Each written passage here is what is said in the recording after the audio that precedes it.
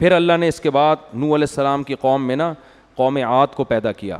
وہی چلتے چلتے آگے وہ بگڑ گئے, انہوں نے وہی بتوں کی عبادت شروع کر دی, بزرگوں کی کو مورتیاں بنا کے. شرک جس قوم میں بھی آیا ہے نا, آیا بزرگوں کے راستے سے ہی ہے. عقیدت میں غلو, سمجھ رہے ہیں نا, کسی بزرگ کے ہاتھ پاؤں چومتے چومتے اس کو اپنا پہلے باپ بنا لو, اس کے بعد اس کو معبود بنا لو.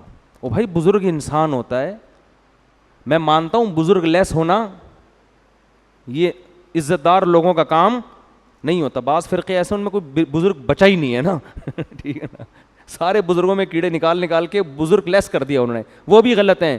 لیکن بزرگوں کی عقیدت میں اتنا اندھا ہو جانا کہ ان کی ہر بات کو پتھر کی لکیر سمجھنا, یہ سمجھنا کہ ان کو ہمارے حالات کا علم ہے, وہ پھونکے لگا لگا کے تمہیں الو بنا رہے ہیں اور تم سمجھتے ہو کہ جناب یہ پتہ نہیں کتنے پہنچے ہوئے ہیں, نہ نماز ہے, نہ داڑھی ہے, نہ اور کچھ ہے.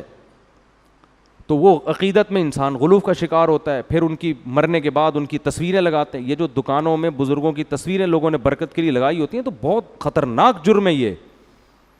میں دیکھتا ہوں پیروں کی فقیروں کی تصویریں دکان میں لگائی ہوتی ہیں خیر و برکت کے لیے. تصویر تو حرام ہے بھائی اسلام میں, شرک کا ذریعہ ہے, اس لیے اس کو اسلام نے ختم کر دیا.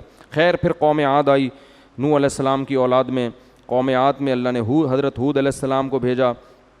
پھر حضرت, یہ تو وقت چونکہ بہت زیادہ ہو گیا, پھر یہ واقعات آگے بھی آئیں گے, وہاں سناؤں گا میں.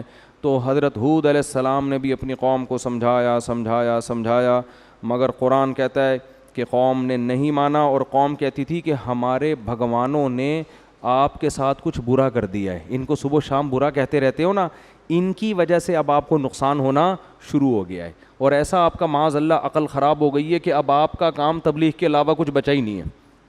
دنیا داری تو آپ نے بالکل چھوڑ دی ہے, تو یہ ہمارے بھگوانوں کی مخالفت کا بولو نتیجہ ہے. اس لیے بھگوان سے زیادہ یہ جو پتھر کے بنے ہوئے بھگوان ہوتے ہیں نا, ان سے بالکل گھبرانے کی ضرورت بولو نہیں ہے, یہ کچھ بھی نہیں کریں گے.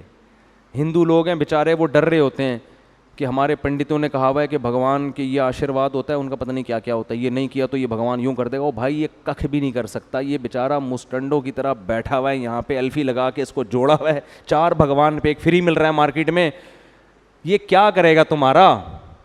بالکل مت ڈرو, کانفیڈنس پیدا کرو اپنے اندر, سمجھ رہے ہو, ککھ بھی نہیں ہونے والا. اگر کچھ ہو رہا ہے تو یہ بھگوان نہیں کر رہی ہے, ویسے ہی اللہ کی طرف سے بھی کچھ بھی ہو سکتا ہے کسی بھی ٹائم پہ. کسی کی جب دوسری شادی کسی بھی ٹائم پہ ہو سکتی ہے, اتنا بڑا حادثہ ہو سکتا ہے, تو اور بھی تو سب کچھ ہو سکتا ہے کہ نہیں ہو سکتا, کیونکہ ابھی تک آپ کی ہوئی نہیں ہے نا دوسری, اس لیے آپ بڑی خوشی خوشی سنتے ہیں. جس دن ہوئی آپ کہو گے یار اتنے بڑے بڑے حادثے بھی دنیا میں لوگوں کے ساتھ پیش آتے ہیں, کیونکہ ایسا دن میں تارے نظر آئیں گے نا آپ کو. تو جب کسی کی دوسری شادی جیسا حادثہ بھی ہو سکتا ہے تو پھر دنیا میں اس کا مطلب سب کچھ ہو سکتا ہے. تو وہ بھگوان نہیں کر رہا ہوتا, یہ بھگوان تو ایلفی سے جوڑا ہوا ہوتا ہے, اس بیچارے کو کیا پتہ, اسکرو سے ٹائٹ کیا ہوا ہوتا ہے, اس کو تھوڑی ہوا چلے تو گر جائے گا بیچارہ. تو اس لیے زیادہ میں ہندو لوگوں کو کہتا ہوں جو انسانیت کے ناطے ہمارے بھائی ہیں کہ کچھ اپنی جان پہ رحم کرو. بہت سے ہندو بیان سنتے ہیں تو چھوڑ دو, ان پتھر وتھروں میں کچھ نہیں رکھا یار, اللہ کی عبادت کرو جو آسمانوں پر ہے. کیا مزہ آتا ہے انسان کو اس کی عبادت کرنے میں یار, ایک ہی ہے بس. وہ شعر لکھا ہوتا ہے نا, وہ کیا ہے, محبت ہزاروں سے ہوتی ہے لاکھوں سے نہیں, روشنی چاند سے ہوتی ہے ستاروں سے نہیں, محبت ایک سے ہوتی ہے ہزاروں سے نہیں, کچھ طرح کا شعر ہے. تو قرآن میں یہ مضمون ہے کہ بتاؤ وہ شخص جس کا ایک آقا ہو, ایک معبود ہو, ایک محبوب ہو, وہ سکون میں ہے یا جس کے درجنوں معبود ہوں. ہماری ہر حاجت ایک ہی خدا پوری کرتا ہے.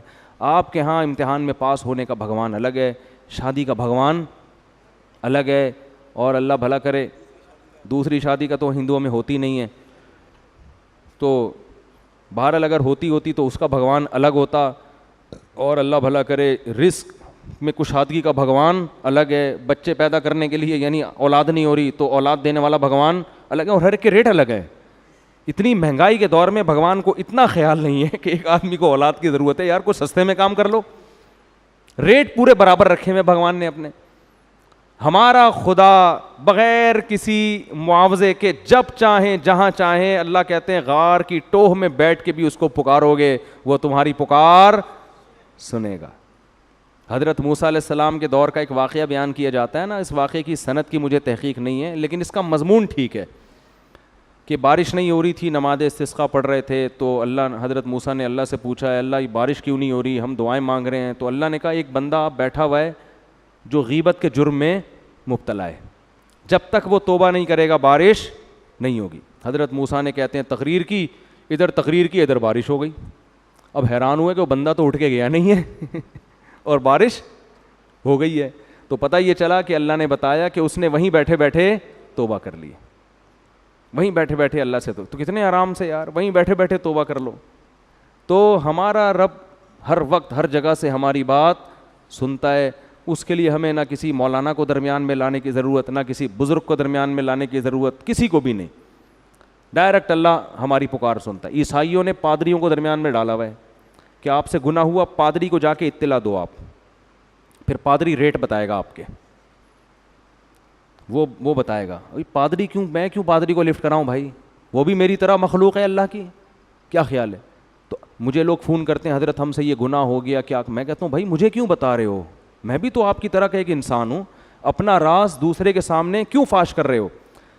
کسی عالم کو بزرگ کو اپنا گناہ اس وقت بتاؤ جب آپ سے اس کی اصلاح نہ ہو رہی ہو, پھر بطور علاج کے کہ مجھ سے نہیں چھوٹ رہا تو آپ کوئی طریقہ بتا دیں, ورنہ کسی کے سامنے اپنے گناہ کو ظاہر مت کرو, صرف اللہ کے سامنے. تو پادریوں کے سامنے بتا رہے ہوتے ہیں جا کے, اور آغا خانیوں میں تو حد ہو گئی ہے. ان کے ہاں تو ریٹ ہیں, نماز کا اتنا ریٹ ہے, زکوٰۃ روزے کا اتنا ریٹ ہے, وہ سب پرنس آغا خان کو جاتا ہے اور اس کی موج مستیاں عروج پر ہے, کھا رہا ہے ماشاء اللہ دبا کے. وہ آغا خانیوں کا بھگوان ہے, عیاشی در عیاشی, ہر جگہ سے چندہ آ رہا ہے, وہ بھگوان کے مزے ہو گئے بھائی ٹھیک ہے نا. جبکہ ہمارا خدا ہم سے کہتا ہے کہ مجھے پیسے دینے ہیں تو مجھے نہیں دو, کس کو دو, غریب کو دو, غریب میری طرف سے قبضہ کرے گا. ان اللہ لغنی عن العالمین, اللہ کو براہ راست تمہاری دولت کی کوئی ضرورت نہیں ہے, وہ تو اس کے ہاتھ میں تو رزق کے خزانے ہیں. ہم اس کی عبادت کریں نہ کریں اس پر کوئی فرق نہیں پڑتا, اس کا کوئی نقصان نہیں ہوگا اس. تو یہ دیکھ لو, وہ آغا خانی مسلمان ہوتے ہیں, پھر وہ بتاتے ہیں کہ ابھی یہ ہمارے یہاں ہو کیا رہا ہے. تو اس کو خدا کا درجہ دیا ہوا ہے پرنس آغا خان کو. بھائی وہ انسان ہے یار, قضائے حاجت بھی ہوتی ہے اس کو, بیمار بھی ہوتا ہے, اور اللہ معاف فرمائے وہ بہت, ان میں تو برداشت بالکل ہی نہیں ہوتی, تو وہ تو بہت ہی مسائل ان کے ساتھ ہوتے ہیں. تو اس لیے ہندو لوگوں سے گزارش ہے کہ چھوڑ دو بھائی ان پتھر کے بنے ہوئے بتوں کو. تو قوم عاد نے بھی یہی کام کیا. اللہ فرماتے ہیں نہیں مانے, تو اللہ فرماتے ہیں ہم نے کیا کیا, تلک عاد جحدوا بآیات ربہم, اللہ فرماتے ہیں یہ قوم عاد تھی جنہوں نے اپنے رب کی نافرمانی کی, اور ہم نے اس قوم کو بھی تباہ و برباد کر دیا. اور آخر میں اللہ نے فرمایا الا ان عادا کفروا ربہم, سنو قوم عاد نے بھی اپنے رب کو جھٹلایا جو حقیقی رب تھا. الا بعدا لعاد قوم ہود, سنو قوم ہود جو حضرت ہود کی قوم تھی عاد, اس پر بھی اللہ کی لعنت ہوئی.